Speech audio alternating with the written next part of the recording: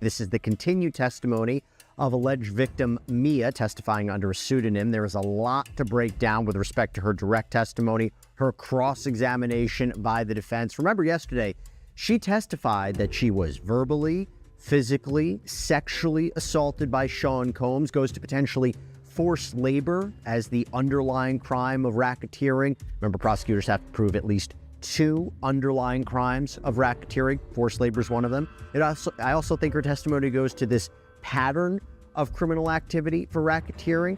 The name that silenced the entire courtroom, Janice Combs. Diddy's mother, who exactly is she in this empire of violence? And why could the testimony of someone once considered Diddy's right-hand man be the key to bringing the entire Combs family to its knees?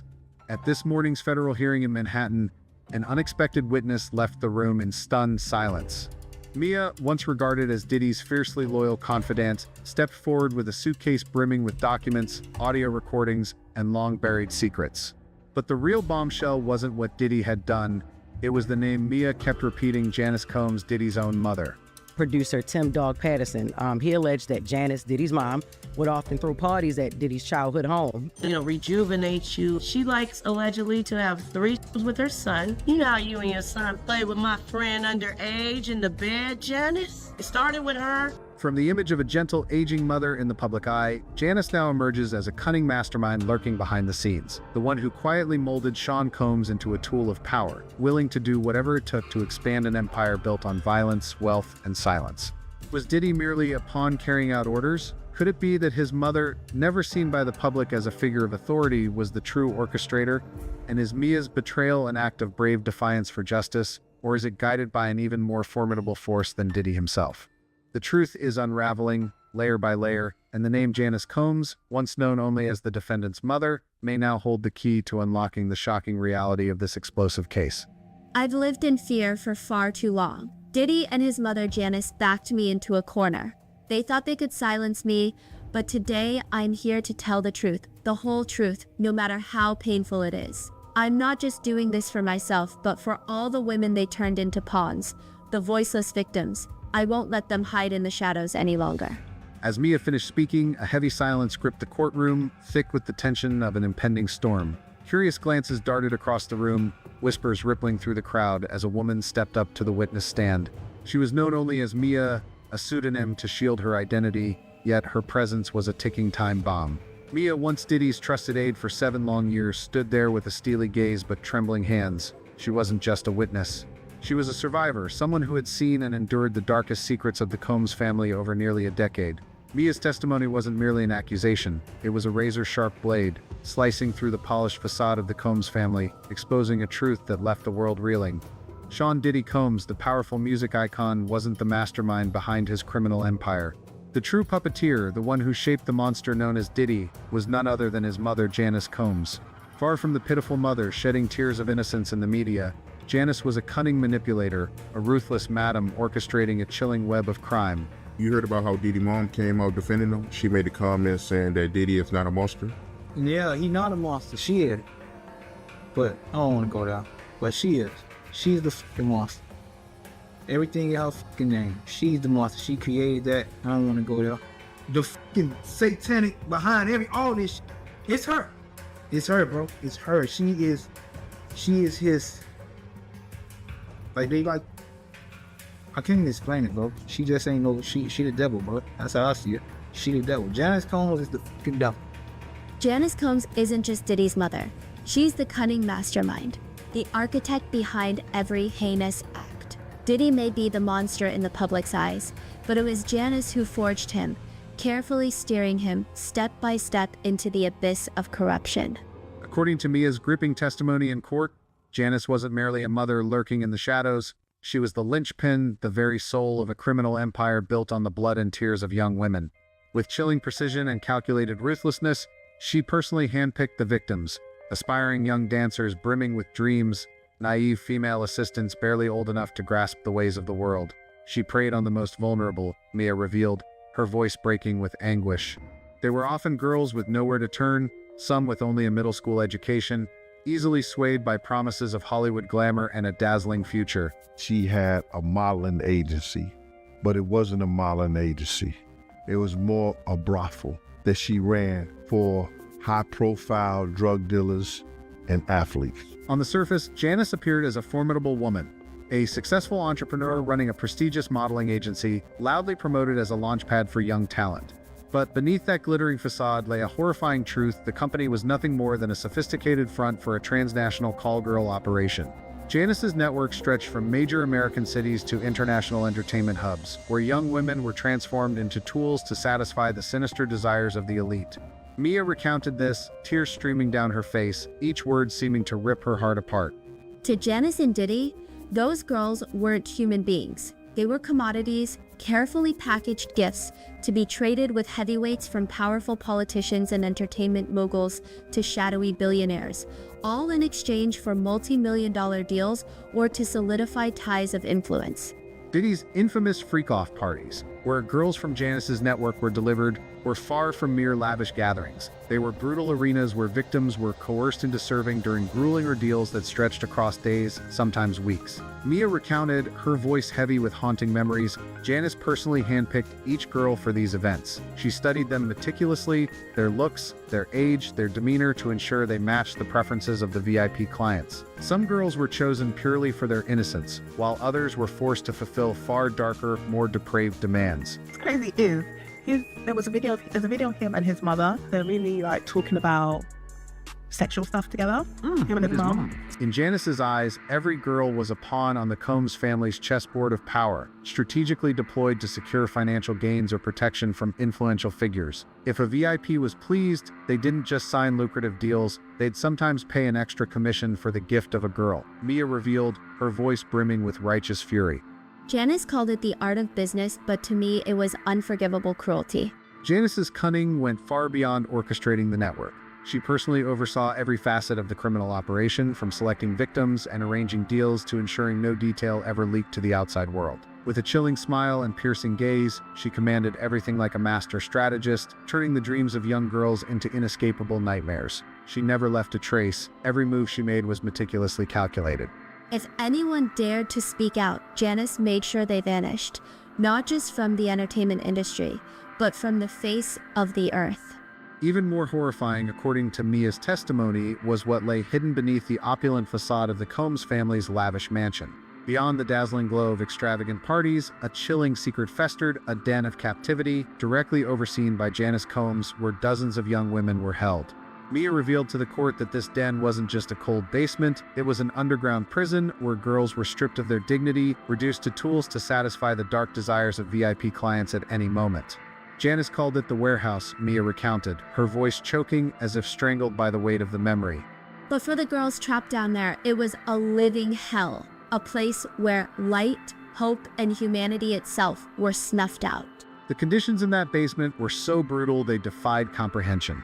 The girls were confined in cramped, pitch-black rooms with icy concrete walls and the suffocating stench of mildew. They were given only 2 meals a day, usually a few slices of stale bread and a bowl of watery soup that barely kept them alive. Mia recounted, tears streaming down her cheeks. Janice always said eating too much would make them fat, and clients don't want imperfect girls. Some were so emaciated they were skin and bones, their eyes sunken from hunger and despair, but she didn't care in the slightest. To her, they weren't human. They were just products, commodities kept on hand to serve at a moment's notice. Janice's cruelty didn't end with starvation. She enforced a ruthless system of control, ensuring no girl dared to resist. If anyone dared to complain or resist, Janice would personally appear, her icy smile and voice sharp as a blade, threatening that they would never see the light of day again. The girls trapped in this den were largely victims of hollow promises. With her polished demeanor and masterful manipulation, Janice laid traps with enticing tales of stardom. She targeted the most vulnerable, orphans, middle school dropouts, or those fleeing broken homes. Mia recounted, she dangled dreams of Hollywood spotlight, modeling contracts, and grand performances. But the moment they stepped into her company, everything was stripped away, from their identification documents to their freedom. They were taken to the basement, and from that point on, their lives no longer belonged to them. Diddy's notorious freak-off parties, where these girls were dragged up from the basement, were not the glamorous affairs people imagined. According to Mia and other witnesses like Cassie Ventura, they were grueling ordeals lasting days, sometimes weeks, where the girls were forced to serve an endless stream of VIP clients, politicians, tycoons, and powerful entertainment figures. One girl collapsed after 4 straight days without sleep or rest. Mia shared, her voice trembling with outrage. Janice just stood there smirking and said, "She's too weak, not worthy of the opportunity." Then Diddy's people would inject or force the girls to take some kind of stimulant. I don't know exactly what it was, but it left them dazed, stripped of willpower, obeying like marionettes on strings.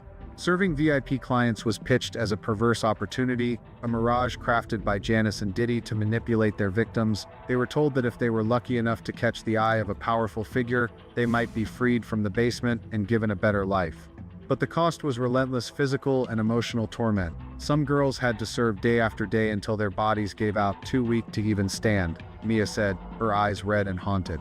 They were forced to take drugs to stay alert, compelled to endure things no one should ever have to face, and if they refused, Janice would appear in person, her gaze ice cold, threatening to lock them in the basement forever, or worse, make them disappear without a trace.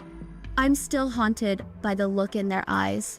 Mia could never shake the memories of being sent down to the basement to fetch the girls for their duties. Her voice trembled, tears streaming down her face. They looked at me with pleading eyes as if I were their last flicker of hope, but I was powerless. I was just an assistant, and I knew all too well that if I dared to resist, I'd be the next one locked away down there. I lived in constant dread, torn between my conscience and survival. Each step Mia took into that basement, each clang of the heavy iron door slamming shut, felt like a blade slicing through her heart. I heard their soft sobs, their faint pleas, but I had to turn a blind eye. "I'll never forgive myself for that," she confessed. The brutality of the den in that basement wasn't just in the harsh living conditions or the torment endured at those depraved freak-off parties. It was in the way Janice reduced those young women to mere numbers, nothing more than commodities. She kept a ledger, Mia revealed, a detailed record of every girl, name, age, traits, and even their value to each client. She managed them like inventory in a warehouse, and if a girl was no longer useful, Janice would discard her without a second thought. That chilling, calculated efficiency turned the Combs family basement into a symbol of moral decay, a place where humanity was trampled and dreams were crushed. Mia didn't just take the witness stand with tear-soaked stories, she brought with her a trove of meticulously gathered evidence, powerful enough to hush the entire courtroom into stunned silence. Clutched in her hand was a small USB drive, unassuming yet brimming with horrifying secrets, covert audio recordings carefully backed up from the old phone she used while working for the Combs family. Those recordings, laced with Janice's chilling, razor-sharp voice, laid bare the stark truth of the family's criminal empire. In one clip, her voice sliced through the air like a blade. "Don't let anyone know about the basement, Diddy. If there's a leak, you know how I'll handle it. No mercy." Another recording exposed her ruthless scheming as she issued instructions to her son, her words dripping with cold calculation. "Pick this girl for the deal with him. She's got the look he's into. If he's pleased, that $50 million contract is as good as ours." Each word in those recordings cut like a knife, exposing the ruthless nature of the Combs duo, who treated people as mere tools to barter for power and wealth. But the USB was just the beginning. Mia presented 6 videos, spanning from 2018 to 2022, painstakingly collected during her years working under Diddy. They captured shadowy deals between him and high-profile clients. Among them, a powerful figure whose name Mia withheld, fearing for her own safety, appeared in one clip negotiating with Diddy over a gift in the form of a young woman. Another video left the courtroom in stunned silence. Janice, with a chillingly calm demeanor, was seen at a freak-off party, directing staff to prepare lubricants, bed sheets, and even drugs with a terrifying professionalism. She didn't just know about it all, Mia declared, her voice trembling with outrage. She orchestrated every detail, from picking which girl would serve to arranging the deals so flawlessly that no slip-up could ever be traced. The centerpiece of Mia's evidence was security camera footage from the Combs family's lavish mansion. One chilling clip, captured on a dark night, showed a young girl, frail and trembling, being led out of the secret basement by a bodyguard. She didn't dare cry, but her eyes were filled with terror, Mia recounted, tears streaming down her cheeks. "I knew she was being taken to a VIP client, and I was powerless to save her." Another piece of footage, said to have sparked visible outrage in Judge Arun Subramanian, depicted Janice at a freak-off party. With a faint smile and icy gaze, she directed staff to prepare everything like an event planner, but instead of a typical celebration, it was a cruel ordeal for the captive girls.